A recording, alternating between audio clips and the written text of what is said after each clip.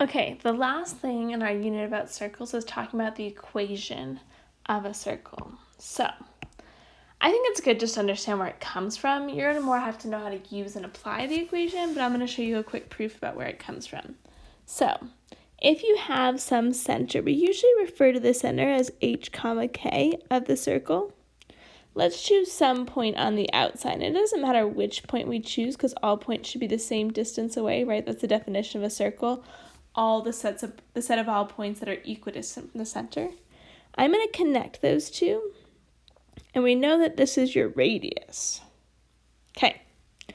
Then, this is the kind of cool part. We're going to look at a right triangle. So I'm going to draw in two sides here. And I'm going to draw a little bit larger over here so you can see a little bit better. We know that the hypotenuse is the radius of the circle. Let's talk about this distance on the bottom of the circle. We know that this x value here is x, and then this distance from kind of the center over to the right is h, right? That distance is h. So if we wanted to represent that, if we took the entire length, right, from the axis all the way to x, and I subtracted out this length that is h, I'd be left with that side of the circle. So we can represent the bottom as x minus h. We can make a similar argument for the height and call it y minus k. So now we get the equation of a circle. Think about these as being like your A and your B side. So you're going to have, and then your radius is your hypotenuse, so it's C. You're going to have x minus h. I'm going to write it a little bit lower, sorry. I'm going to write it in red, then we'll always be able to find it.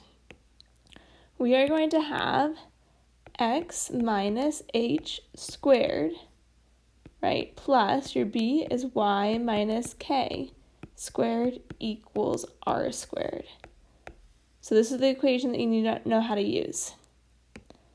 So if we think about this, h comma k is your center, and r is the radius. Okay, so let's put it into action. The first thing I'm going to have you do with this is I'm going to have you plug things in. So if we have a center of -4, 5 and a radius of 6, let's write an equation. So we're going to have x minus a -4 squared plus y minus 5, right? This is just your h and your k from your center, equals your radius is 6, so 6 squared. Okay, let's just simplify things a little bit. If you're subtracting a negative, that's really like x plus 4 squared. And then we'll have plus y minus 5 squared.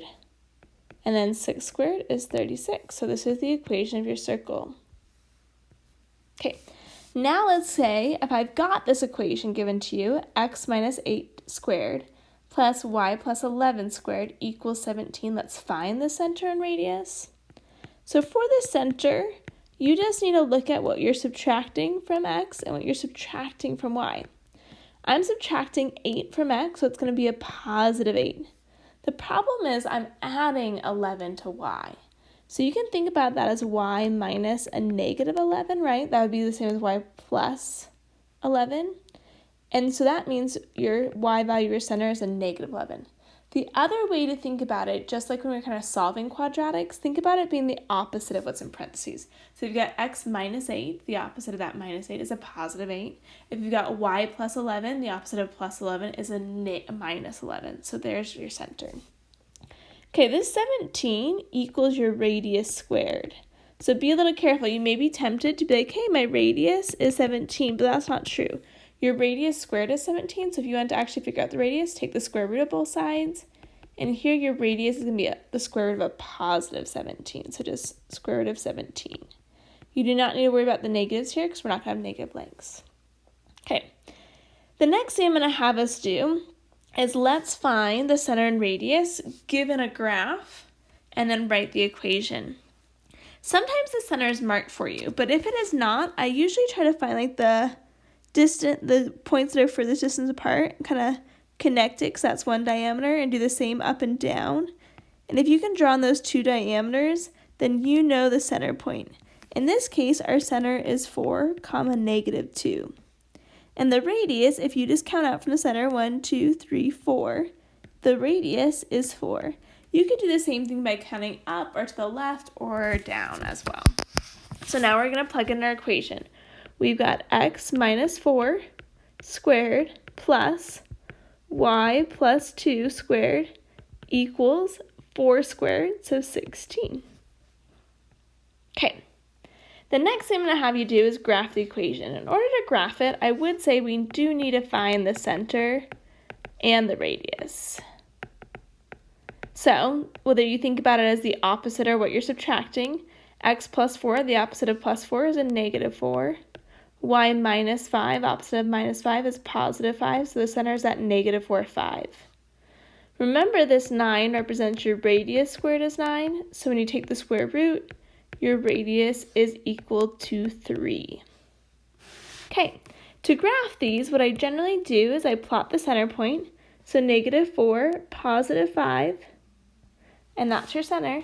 And then I just count to the right, 1, 2, 3, and I plot a point. I count up 1, 2, 3, and I plot a point. I count to the left 1, 2, 3, and I plot a point. And I count down 1, 2, 3, and I plot a point. Then your circle is formed by connecting those 4 points you just drew. Okay, as promised, we said the last question is going to be review from now on. So this time we're solving for a missing side length. And we are still going to use our trigs. Remember your good friend, so, ka, toa. So in this case, we've got this angle that's 18 degrees. The opposite side is not labeled. The one across from the 90 degrees is my hypotenuse, and the adjacent is what we're looking for. Since I have my opposite, I'm looking for my adjacent, we are going to use cosine.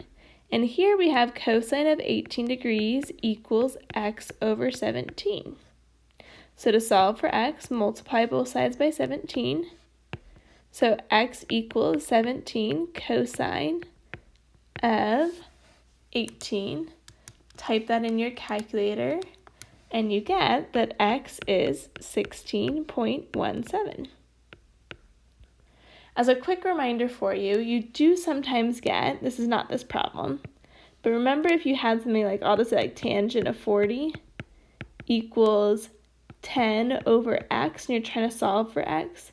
Remember in this case, you either like cross multiply, or you'll have to times both sides by x before then dividing by the tan of 40. So that's just a quick reminder for you. You don't necessarily need it for the example we did, but I think there is one question on the homework where that will come in handy to remember that. Okay, you should be all set for 11.